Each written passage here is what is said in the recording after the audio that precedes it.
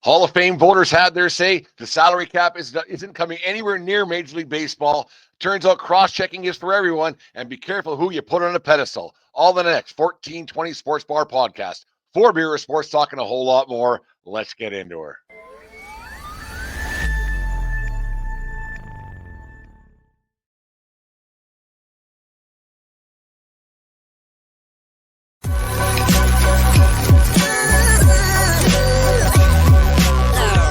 The following is a presentation of the Belly Up Sports Media Network. 1420 Sports Bar Podcast. For beer, sports talk, and a whole lot more. Join host Brent Radlinsky as he bellies up to the bar and gets the conversation going that'll make you think you're sitting in your local watering room. It's sports, beer, and shenanigans. So sit back, grab a few beers, and let's get into it.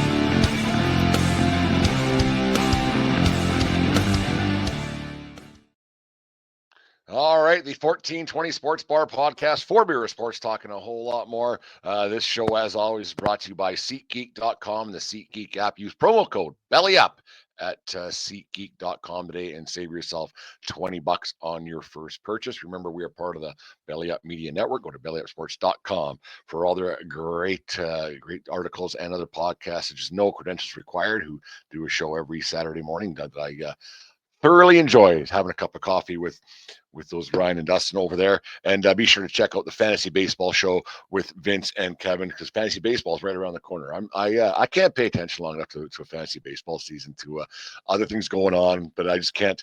I want to in the worst way, because I obviously am a baseball dork, but I just can't seem to keep my brain dialed in for a full fantasy. Maybe I'll give it another shot this year, calling the troops to help me out a little bit to make sure we don't fall behind on that. Thank you to everybody who listens to the show. Been a bit odd things going on. Lots of bullhorns going out there. Obviously, you guys saw those, so that kind of took my my time away from the 1420 Sports Bar Podcast.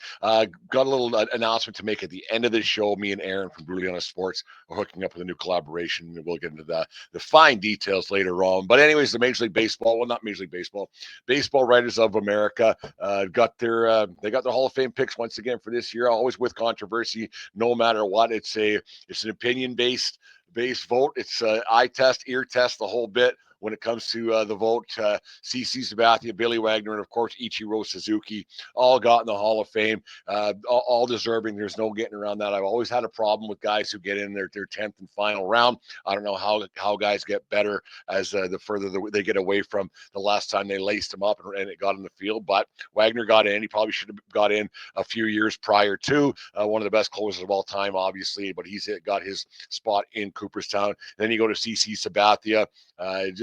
Not even what he did with the New York Yankees. Obviously, 2009, he came over to the Bronx, got the big contract. The first year there, ended up getting the Yankees the World Series 2009, the last time they won one. So that's been a long 15 years since they hoisted a championship there. But CC, rightfully so, getting into the Hall of Fame. You think about that run he did when he went from Cleveland to the Milwaukee Brewers, and how he single-handedly got them into the playoffs, and legendary stuff there, our memorable stuff, Hall of Fame stuff. Just that thing alone would get some Hall of Fame votes. If I had the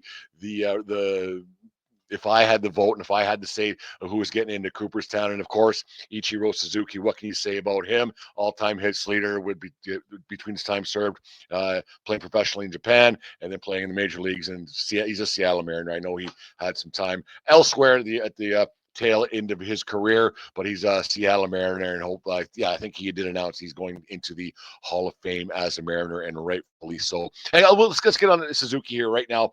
For all those people that the fake outrage that Ichiro didn't get the 100% vote getting in the Hall of Fame. Is it a joke? Yes. Is he a 100% unanimous Hall of Famer?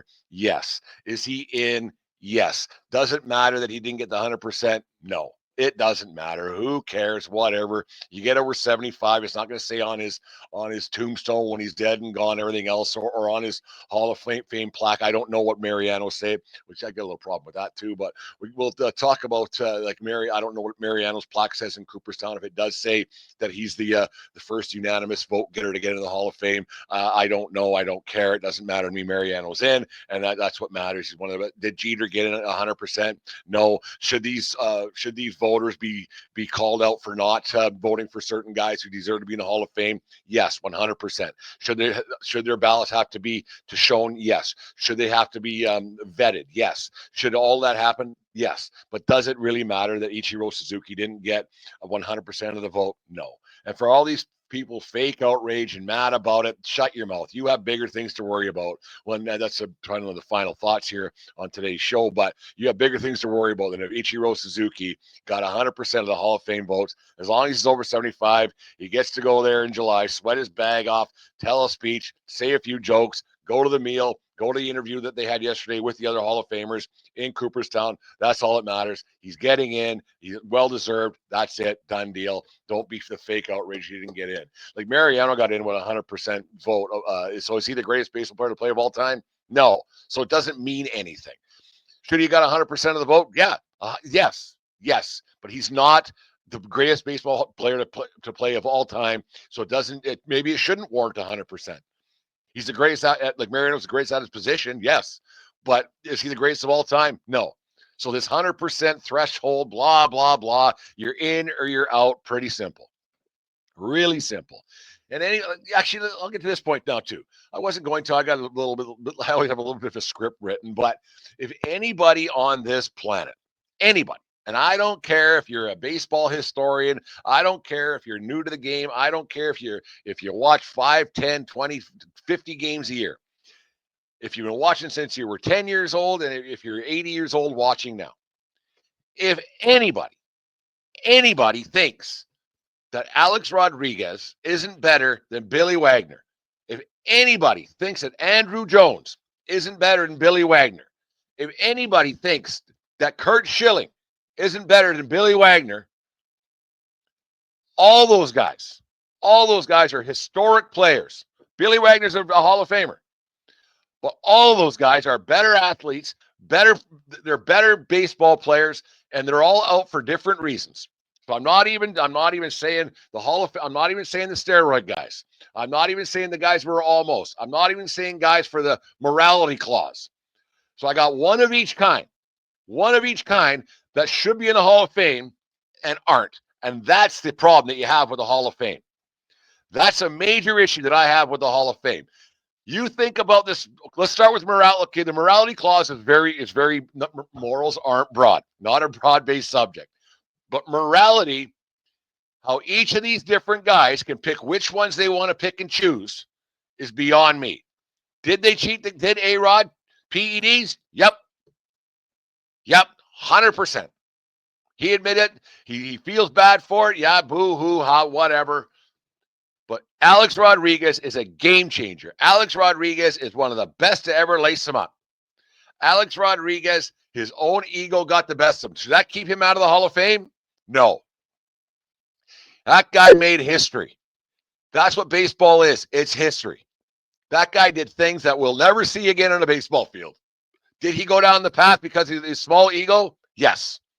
Alex Rodriguez is a Hall of Famer, and for him to be only getting 30 whatever percent of the vote is ridiculous. It's ridiculous. Andrew Jones, his only thing that he did wrong in his career is he played too long. When he was 19, 20, 21 years old, he was one of the best players in the game. That's history. That's what baseball is. One of the greatest fielders, like you talk to that pitching staff in Atlanta. You talk to that pitching staff in Atlanta, why they won so many games. The guy who was playing center field. X amount of gold gloves, X amount of championships. And the winning matters. Winning matters. He should be in the Hall of Fame. Curt Schilling, changed history. The bloody sock.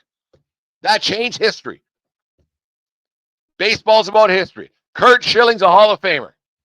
Did he say some disparaging remarks? Did he do stupid things when it was all said and done? Yep. But what's it matter? What's it matter? Part of history.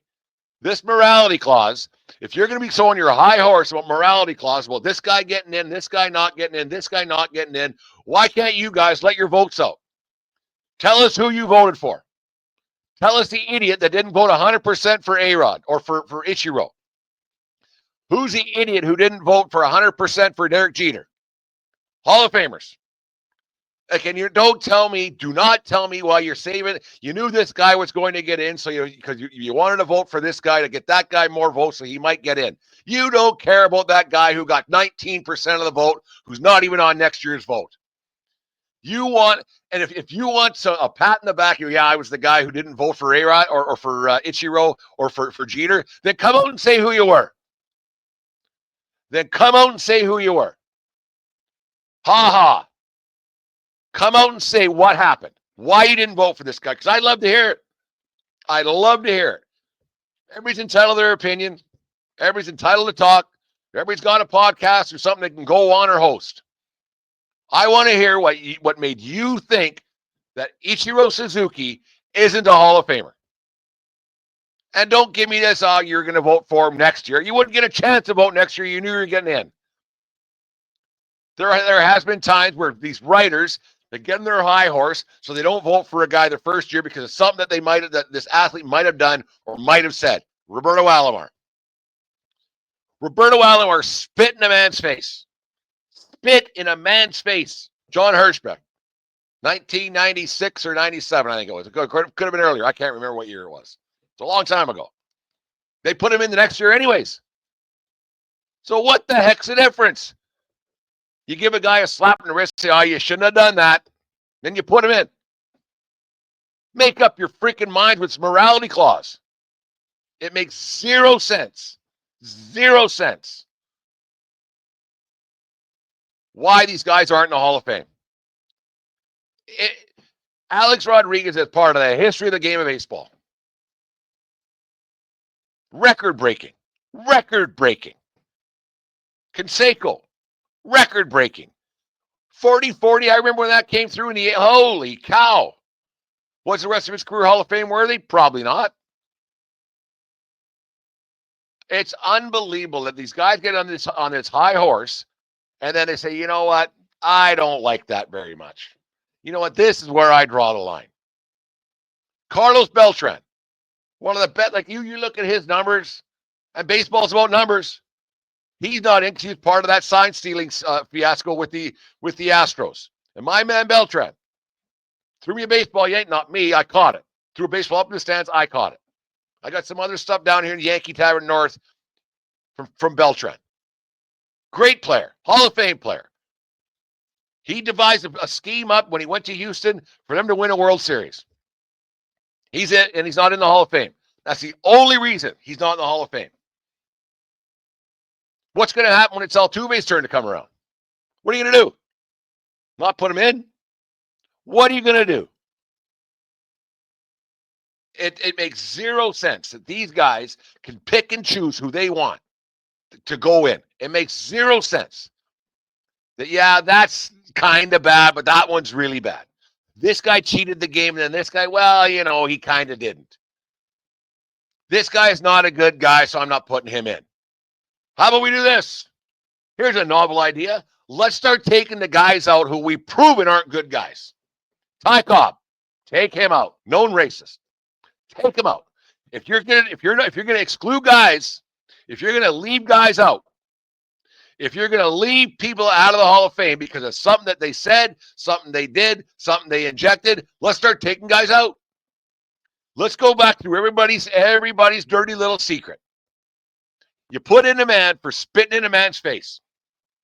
Probably the worst thing you could do to another human being. And it wasn't just spray. That was actual spit. Alomar, right? One of the greatest baseball players to ever play the game. And he changed the way second base was played. And there ain't no getting around that.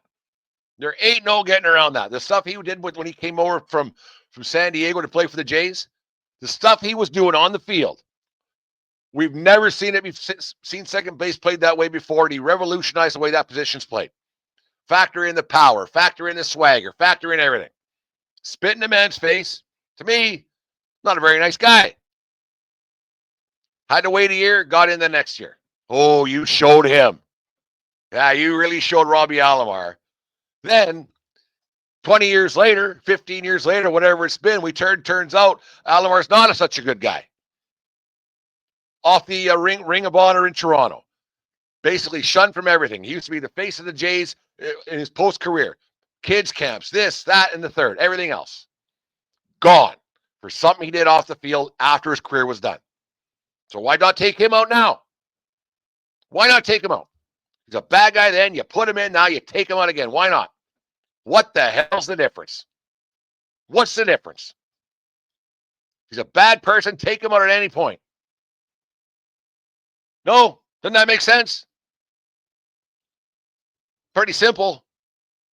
He was the Jays golden child.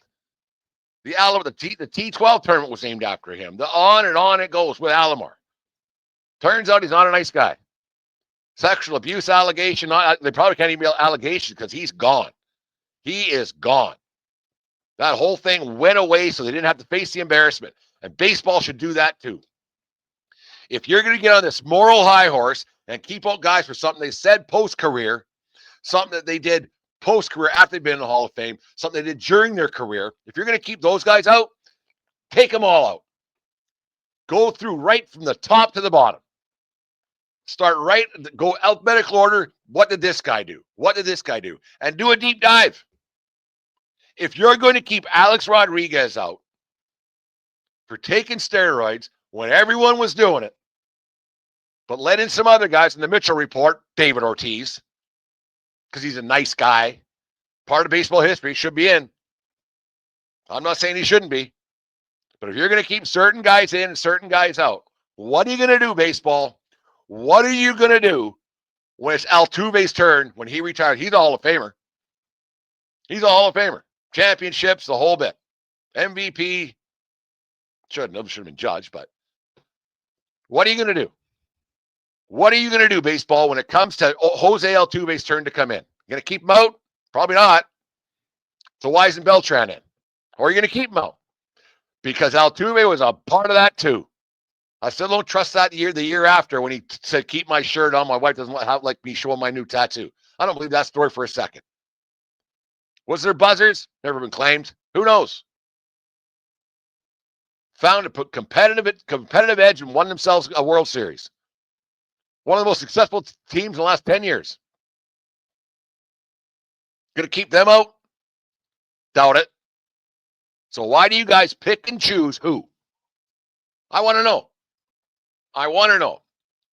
The rules have to be overhauled.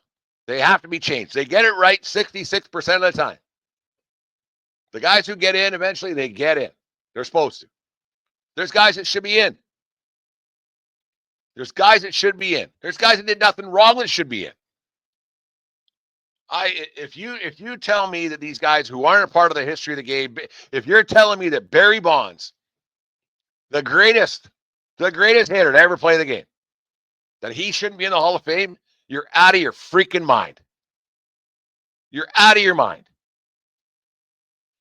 Barry Bonds is everything as much as Ichiro is, if not more. Ichiro's absolutely. I'm not disparaging. I'm not shooting down Ichiro be getting in the Hall of Fame. I'm not. Not at all. 100% first ballot. Yeah, go here. Here you go. I'll give you a ride. But Barry Bonds is just as good, if not better. This fake outrage over all these guys doing this, and this guy can't go in. He cheated the game. Oh, get over yourselves. They're all cheating at one time or another. Every one of them taking PEDs, taking roofies, uppies, uppers, downers, all arounders, all of it. Get off your moral high horse. Put these guys in the Hall of Fame and don't pretend. Don't pick and choose which morals you want.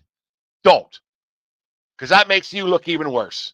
You can't pick and choose what you think is right and what you think is wrong. It's either right or it's wrong. There is no gray area. There is no gray area when it comes to this stuff. Do these guys say they don't care about not getting in? Yeah, they say, well, it happens. They care. Guys don't get to this level of professional sports without having a bit of a swagger. Bit extra strut in their walk. And when they get taken down a little bit, it bothers them. Egotistical, you have to be to get to that level. Self-centered, you have to be to get to that level. Confident, you have to be to get to that level.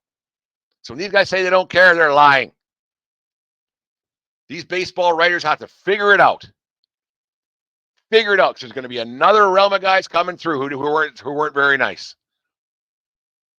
Get to that in half a second. They're going to get to another round of guys who may have hurt the system a little bit. On the field is all that matters. What you did. Baseball vetted itself. Baseball got rid of guys. You remember Brady Anderson? Sideburns and all. Baseball got rid of him for going from 10 home runs to 50, whatever it was that year. Baseball takes care of itself. Chris Colabello, a couple years back with the Jays. Helped the Jays get to that championship. American League Championship Series, not a World Series championship. Baseball took care of those guys. Time to go. They're taking care of it. It's not somebody else's job to say, yeah, you're a good guy. Because you know what, voter? I want to hear what's on your laundry list. Baseball Writer America, I want to know what you've done behind closed doors to get that vote and how you've been allowed to keep that vote. The moron that kept Ichiro out shouldn't have a vote anymore. It's ridiculous. Does it matter? No, it doesn't. Does it matter that Jeter didn't get it? No. I even read that even Nolan freaking Ryan, 7 career no-hitters, most strikeouts, on and on and on it goes. No, not at first, that people didn't vote for him. How the hell was that guy even allowed to have a vote anymore? It should be out in public. It should be let these guys know where they work, put their Twitter accounts on, and let us have them. You shouldn't abuse. You shouldn't harass. But they should be held accountable and be on TV and explain themselves. And if the guy has a very good point, I want to hear it. Let me know. I want to justify it. If you have a justified reason, then okay, good. I'm very open-minded. Kinda. I'll listen to anything. Kinda. Let me know why you don't think these guys are Hall of Famers. If you have a justifiable reason, I'll turn the page. But make yourself accountable. I want to hear about what your idea of morality is. I want to hear it all. I want to hear it all. And how A-Rod can go up in votes every year is a mystery to me. How his percentage changes every year. You don't have to vote for him. If you didn't vote for him the first time, why are you voting for him the fourth time? Didn't get any better. The accusation didn't change. If anything, he became a nicer guy. He's on TV all the time. He's apologized for his actions. He's became a better person. His marketing team has done a fantastic job. So by that, you say sorry, say a few Hail Marys, done. See you later. Even God forgets more than the Baseball Writers of America do. It's unbelievable. It riles me up. The right guys usually get in. There's some guys they keep on, and you just don't. What the hell are they doing? What the hell are they doing? Doesn't make any sense. Alex Rodriguez, Barry Bonds, Hall of Famers. Plain and simple. And nobody will ever tell me, and this isn't a shot to Billy Wagner. This isn't. He is not better at the game of baseball than Alex Rodriguez or Barry Bonds. Plain and simple. Done deal. Done deal. Anyways, last week the Dodgers made that deal, got Sasaki deferred money, on and on it goes. And of course, all the more righteous baseball's not fair, life isn't fair people, of course, they had to wave their flag once again, talking about the salary cap. Okay, I agree. It's not good. It's an unfair playing table. It's not a level playing field. I completely 195,000% agree, which isn't a number when it comes to percents because that's 100 or nothing. So I 100% agree. But here's the deal.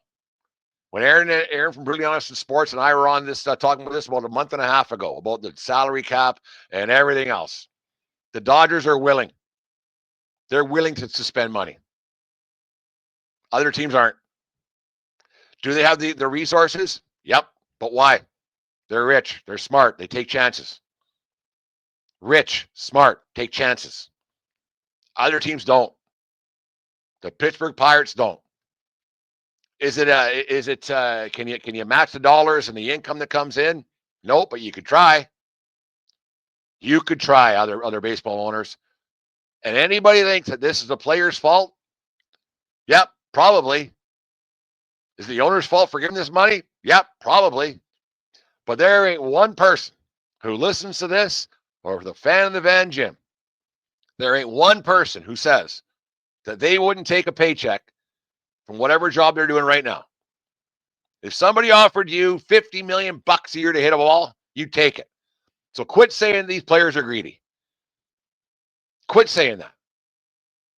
The cast of Friends, I've said this 1,000 times. They're getting $1 million an episode when it was all said and done. $1 million each. You know what they got? They got redos, retakes, lines written for them, makeup done, hair done, all of it. Shot what? A couple days a week? $1 million an episode. Times that by 30, whatever it is a year. $30 million to shoot a sitcom. Who's overpaid? Who's overpaid? These people say athletes are they're not worth it. Must be. Someone's paying them. Someone's paying them. And they're going to take it every time. And then people are saying that the salary cap has to happen. Well, you know what? If it does, if the owners try to implement it, baseball will shut down. The owners created this problem. The owners created this problem in Major League Baseball. The other sports actually did shut down. But there was too much money to be made. There was too much money to be made on the other side. The owners knew that, so they couldn't stop it. They couldn't stop it because the players were like, you know what? This guy's getting paid. That guy's getting paid. Now all of a sudden there is none. They're smart, man. They're smart. Should there be a cap? No. Keep paying them. Find money. If you can't afford to do it, get out. Winning breeds winning. If you win, people show up. If you win, people buy hot dogs. If you win, people buy beer. Tickets mean money. If you win, more people show up.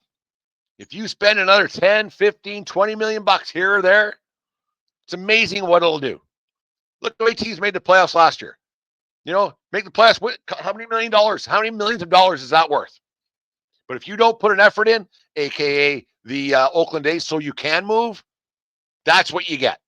Is that what you want, baseball fans? More teams just leaving because the owners go, you know what? This didn't work here. It's going to happen. It's going to happen. Baseball has to force these owners to spend more money, not take it away from the players. These guys are just employees. Think about it. They must be able to afford it. No business in their right mind gives money that they can't afford to their employees. That's all these guys are. They're revenue makers for another rich guy. And every team has the opportunity to do it. You're never getting a salary cap, baseball. There's never going to happen. The players won't allow it. Soto got 51. In 3 years, there's going to be a guy making 55. It might be him. There's going to be a guy making 60. So crying poor and crying this and crying that, you have money to spend. And if you don't, there's another person who has enough to go out and do it. There always is. There's always another person waiting to go and buy something and make money on it. They're lined up to buy these teams. Football, hockey, like it's expansion's a thing. So these owners should be, if they can't party with the big dogs, stay in the porch. Enough with this crying poor salary cap. Yeah, should there be? Yeah, but set it at $395 billion. Yeah, don't spend that. Be more concerned about a floor where these owners can make a ton of money by not paying anybody, and then they can actually get away with cutting guys who are close to getting a bonus. Rowdy Tellez in Pittsburgh. That's the problem. These owners who don't want to pay, but don't even know who their team guys are. That's the problem. It's not the Dodgers. Deferred money, it must be legal. You have good lawyers, good accountants. Yeah, we can do this, that, and everything else. Why not? Fans appreciate it. I would put money on it that all these people saying they need a salary cap, which there has to be some kind of, there's too much disparity. There is. But every one of these fans, if their owner, if they were still a fan of the Milwaukee Brewers, and their owner came out and said, we're going to spend $260 million this year, they wouldn't throw in their hat. They wouldn't say, you know what? I can't support this. They'd be like, you know what? Finally, Finally, we have an owner who wants to back this team and maybe win a championship here in Milwaukee. That's what they would do. They wouldn't say, I'm against this, stamp their feet and cross their arms. No, they'd be happy about it. They would finally. I love that my team gives us a chance to win every year. I love it. Has it worked? Nope. But you still got to win. You still got to play. The Dodgers have been overspending for a lot of years. What do they got? 1 3/4 championships since '88. Winning doesn't come just because you got a big bankroll. Doesn't. So these people just complaining about it nonstop should shut up. You have no idea what it takes to win. It isn't just money. It's a farm system that you can spend on. It's drafting, developing, going into the Latin market. All of it. It all has to go together. If you have extra money, does it help? Yep. In every facet of life. If you got a few more bucks in your pocket than the next guy or than you did last week, people, you know what? It's weird how people are happier on payday, isn't it? Compared to in between when you got no dough. So when you have a few bucks in your pocket, things are easier. Yep. And that's what the Dodgers have made it a little easier to win. Is it a guarantee? No. It's not. The Yankees would win every year. They would win every year if possible, if that were the thing. But they haven't. Owners have to be forced to spend a little bit. The salary floor is the major problem in baseball, not the haves. The haves aren't the problem. It's the have-nots that are making this tough. Saying we can't. It's a load of crap. You can. You just won't. Can't and won't are two different things. For all these people saying that baseball's ruined because of the Dodgers, no, it's not. No, it's not. It's people wanting to go to certain teams because they know they'll get paid. It's not just the Dodgers. There's people going to all teams all over the place. Because of what? Because they're going to get paid. And until an owner says no, these guys will keep continuing to get it. Corbin Burns. Right? All these young stud pitchers. All these guys. Still got to try to win. It ain't easy. Money doesn't guarantee anything. Anything. It's ridiculous that all these people that are complaining and crying that they got to shut baseball down.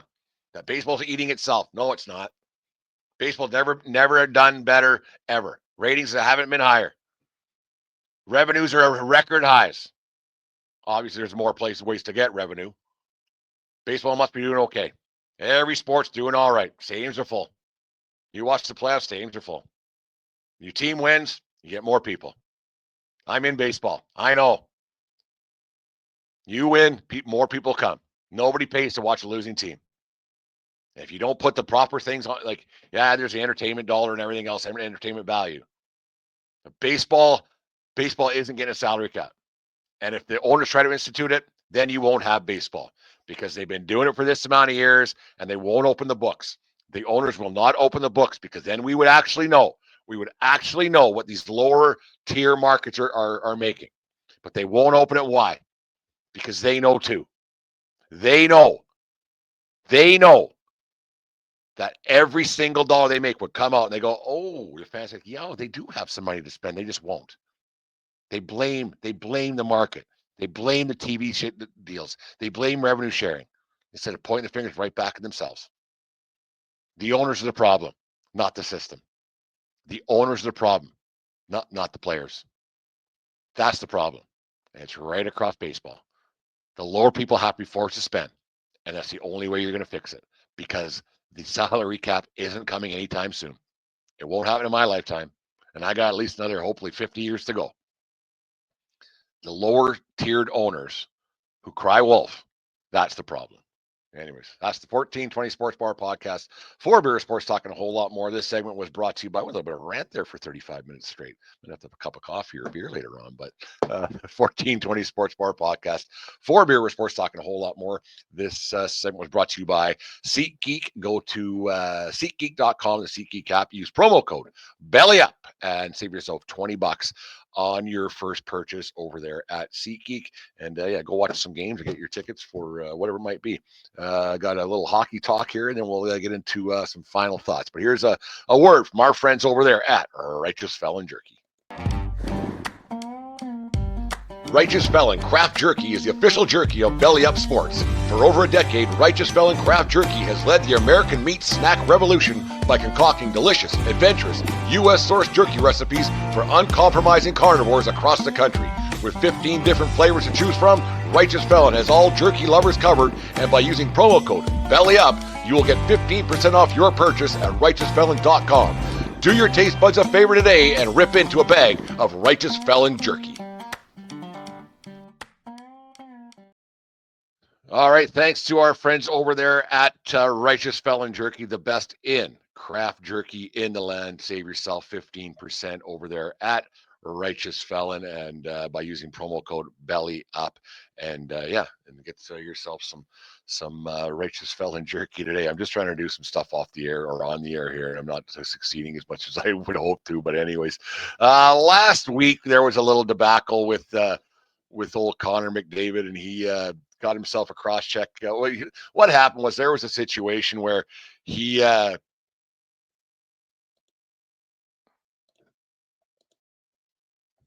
got himself in a little bit of a skirmish at the end of the games, the Canucks game last Saturday night at this time of this recording with Connor Garland. If you haven't seen it, it was there was a couple of guys competing. The Canucks are fighting for their playoff lives. The Canucks are a team in turmoil with the JT Miller, Elias Pettersson debacle. It doesn't seem to be going away anytime soon. There is talks that Miller is going to be on the way out, but at the end of the game, McDavid was out on the ice as he should be. He's the best, the greatest player in the game, or the best player in the game today.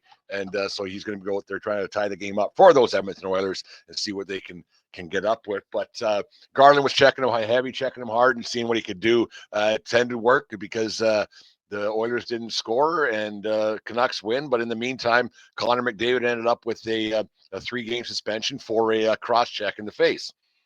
It seems to me to be pretty cut and dry. You cross-check someone to chicklets, 3 games, done.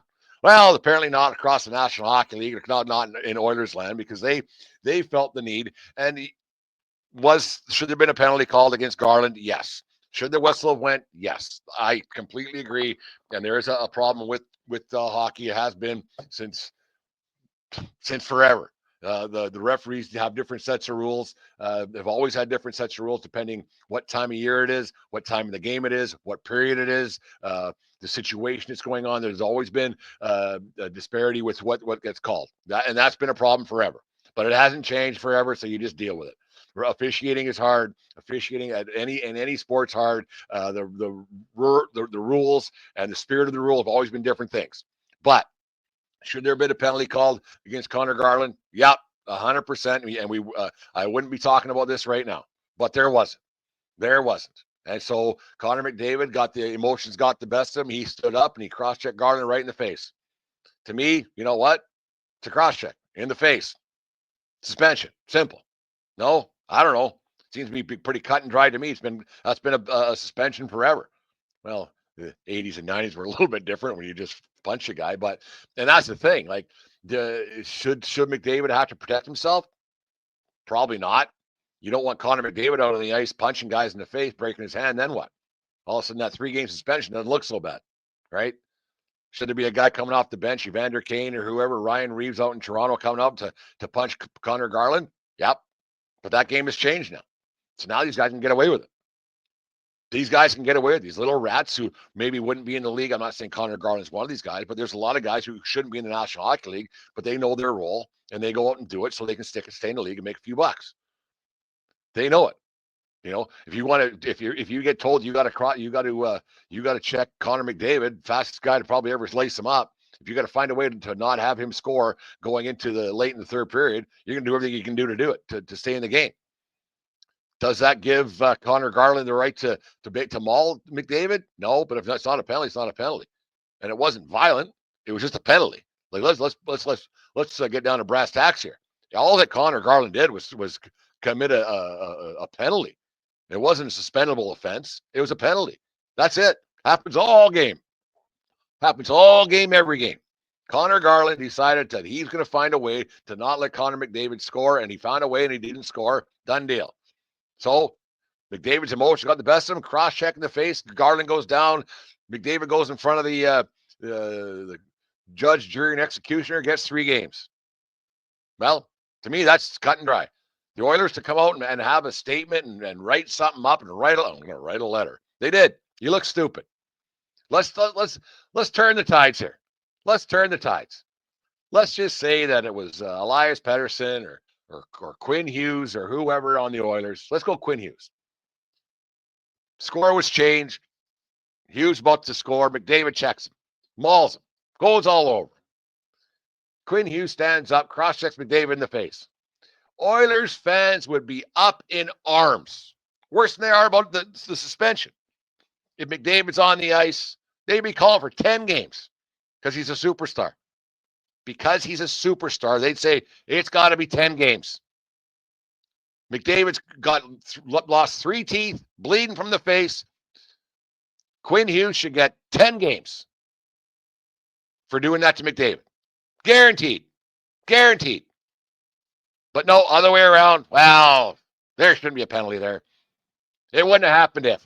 Yeah, butts live in the woods. It's a bad take, Oilers fans. He did the crime. He did it. You crush a guy in the face, you get suspended. Simple.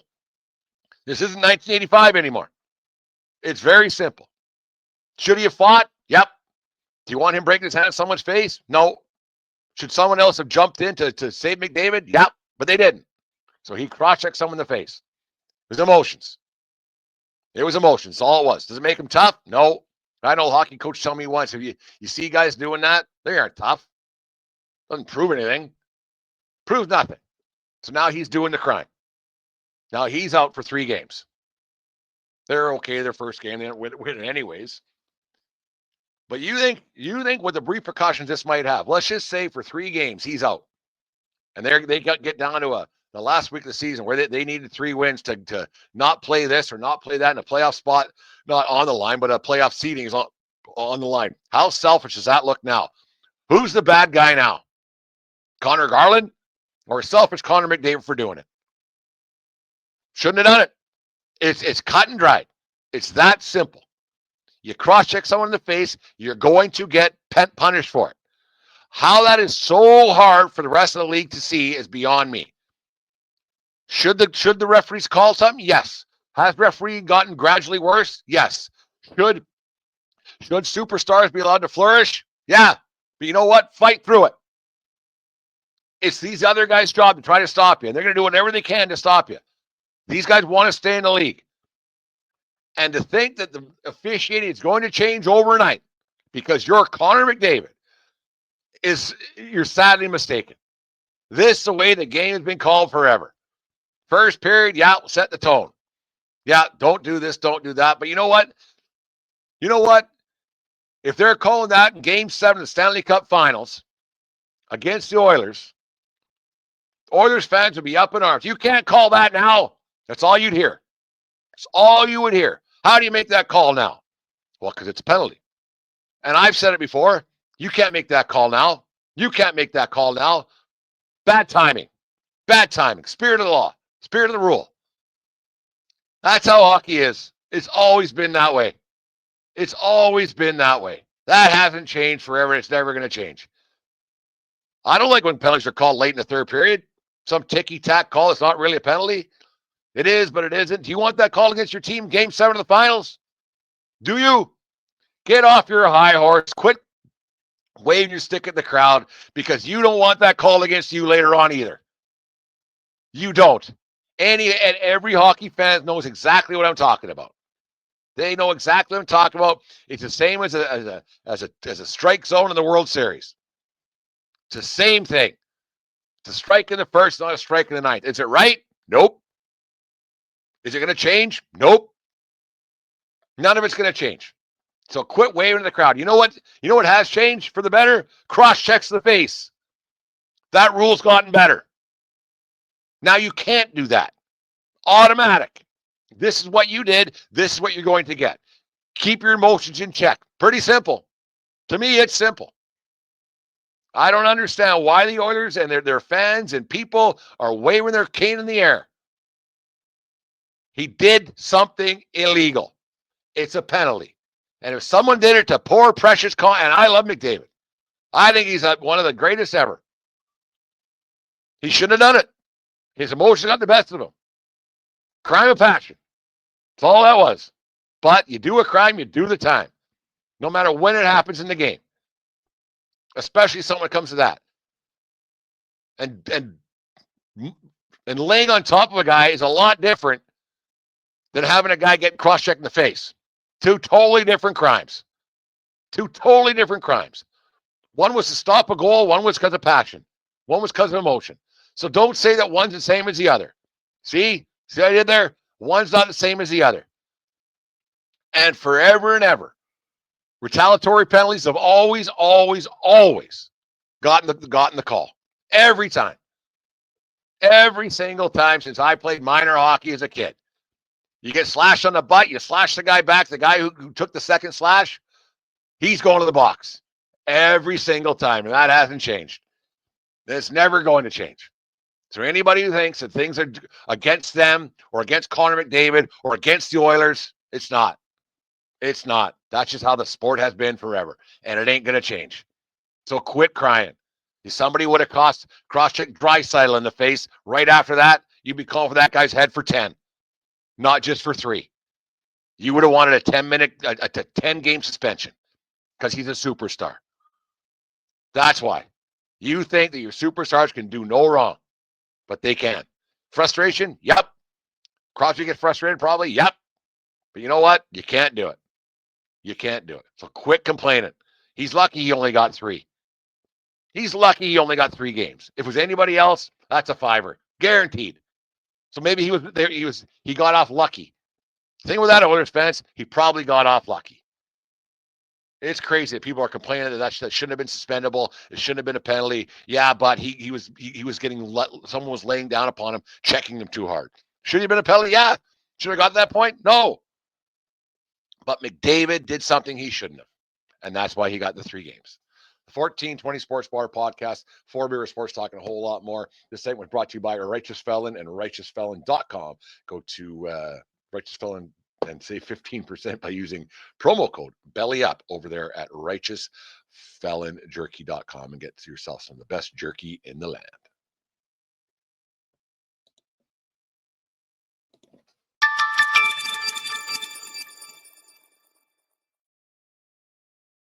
All right, some final thoughts for this 1420 Sports Bar Podcast. 4 Sports, talking a whole lot more.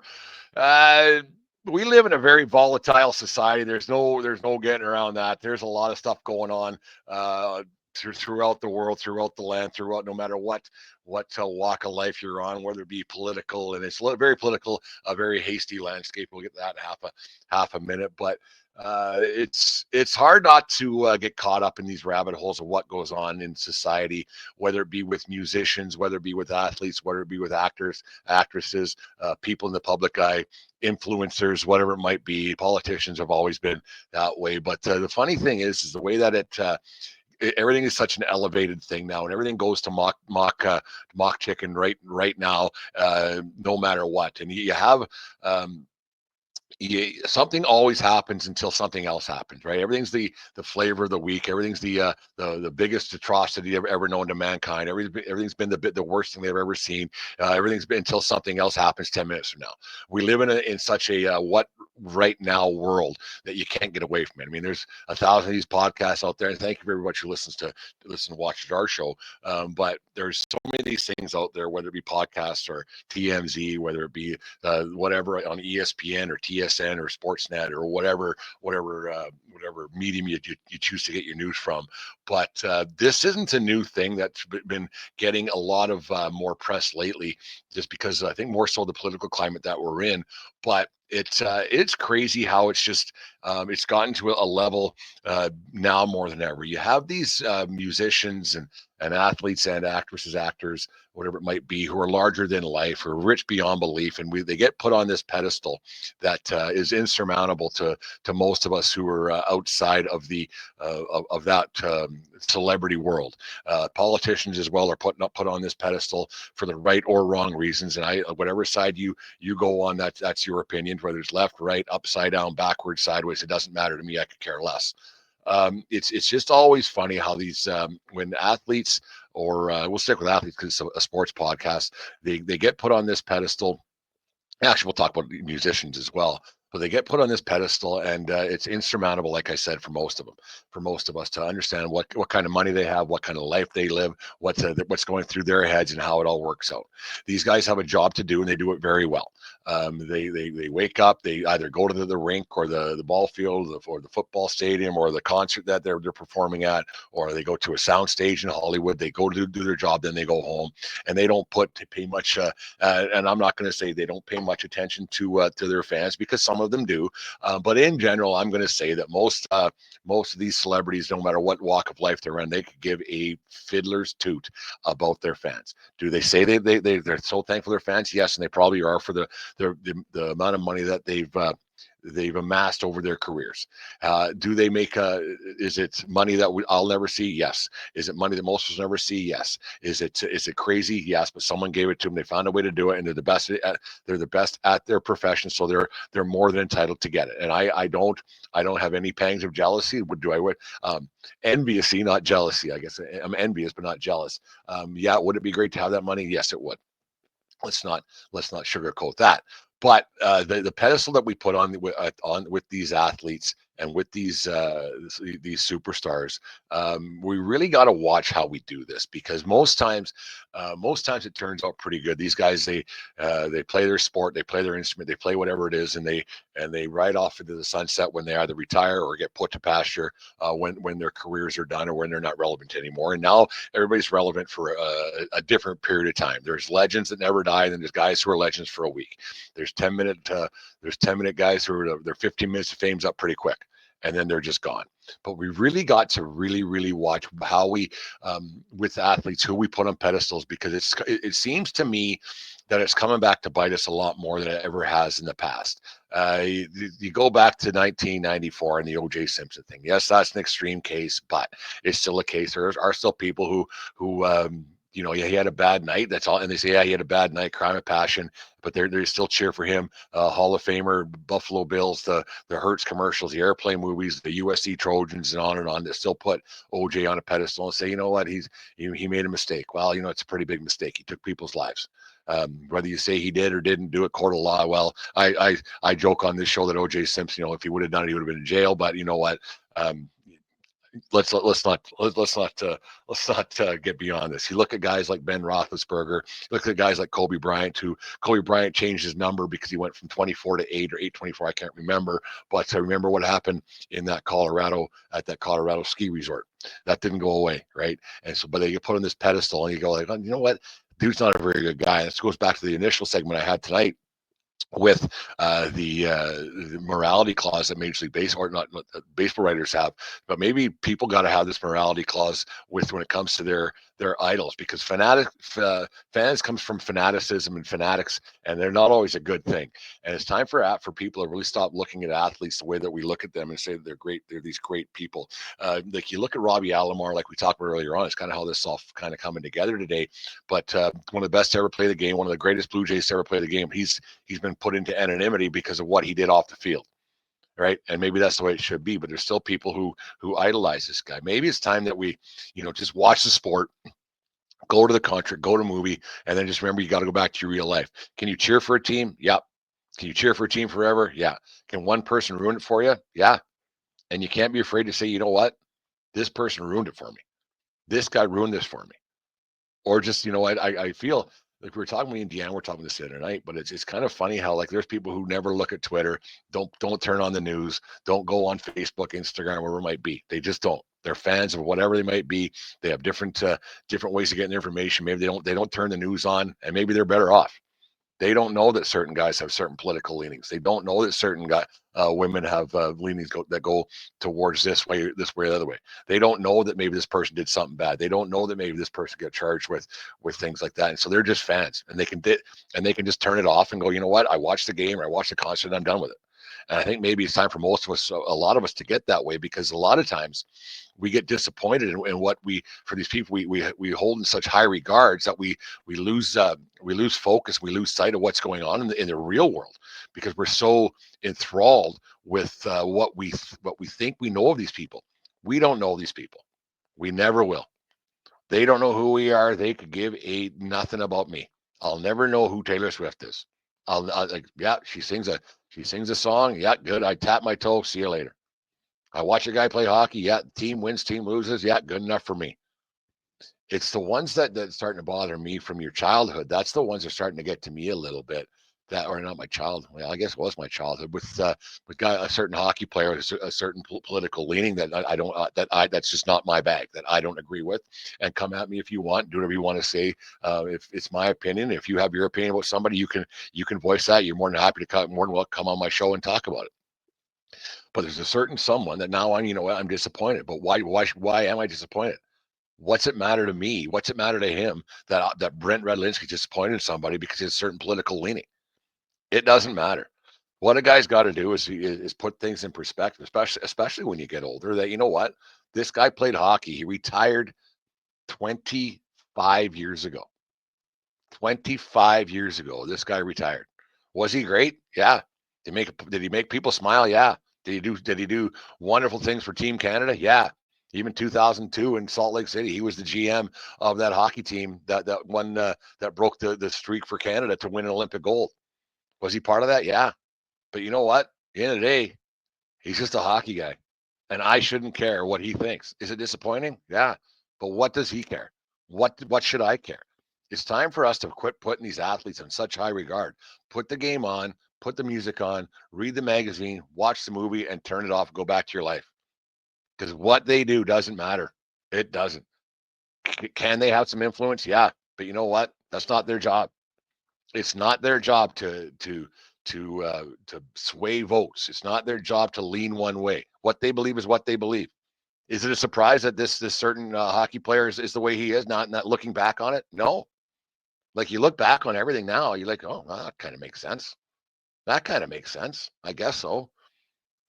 Does it bother me? Yeah. Should it? No. At the end of the day, he played hockey. He played a sport that I love watching. He did some amazing things, and that's where it should stop. That's where it should stop. These people don't owe fans a thing. We're the ones who are dumb enough to watch it over and over. We're the ones who are dumb enough to buy the stuff. We're the ones dumb enough to listen to podcasts. We're the ones dumb enough to watch podcasts. We're the one dumb enough to start podcasts, watch whatever it is. It's not their fault. It's our fault as a society to put these people on such high pedestals. And then when they do something that we don't agree with, we ban them. We cancel them. Why? Because the guy played hockey 25 years ago? Because the guy played a song at a high level? Because the guy was a music producer? He did a bunch of crappy things? Should this guy ever been on a pedestal? 95% of the music we listen to, we don't know about these people. We know nothing about their lives. It's a song, you listen to the radio, you turn it off, go on the next one. There was people doing crappy things in the 70s. There are people doing crappy things in the 50s. You turn it on, you turn it off, done.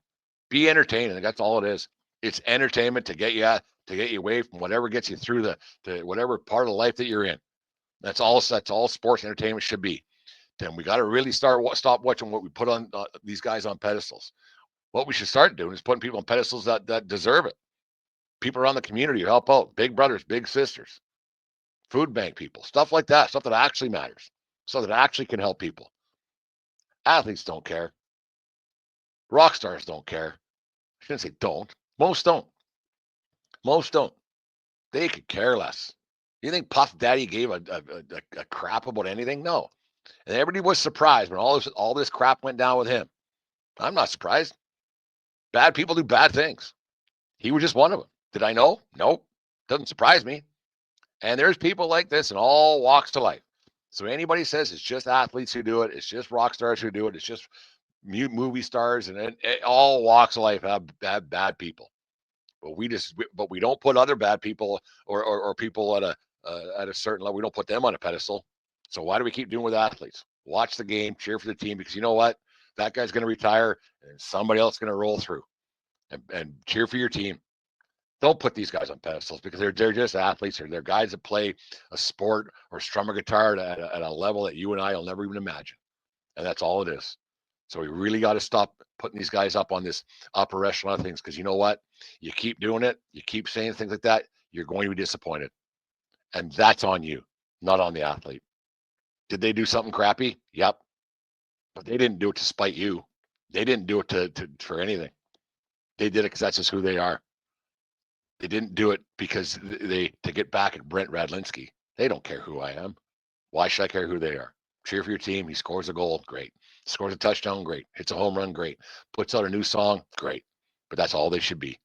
Entertainment. You turn it off and go home and go back to your life. Sports supposed to be about escapism, not about the rest of it. Did that certain hockey player disappoint me with the way he's been leaning lately? Yeah. I'm not going to change the fact that he's what he did back in the 1980s. You know, there's reports right now out there right now about Mariano Rivera having a situation. You know, trying to cover things up. Crappy. Doesn't change the fact that he was the greatest closer of all time. You know, it's disappointing. But once again, he's an athlete. I shouldn't put these guys on pedestals. None of us should.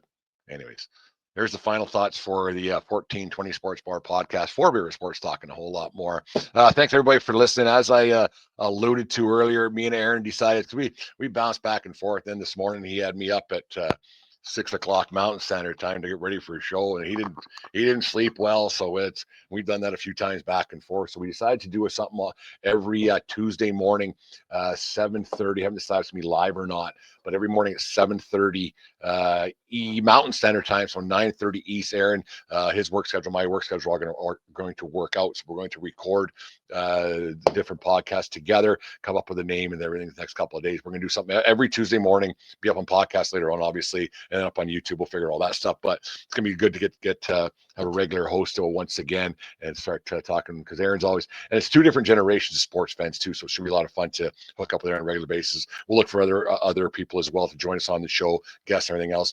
Jim, fan of the van, thank you very much for all the shout outs you give me. Love your show. E-Man as well, thank you very much.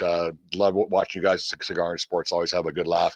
And then everybody, the guys over at 2 Dudes and Sports Nude as well. Sports Nudes.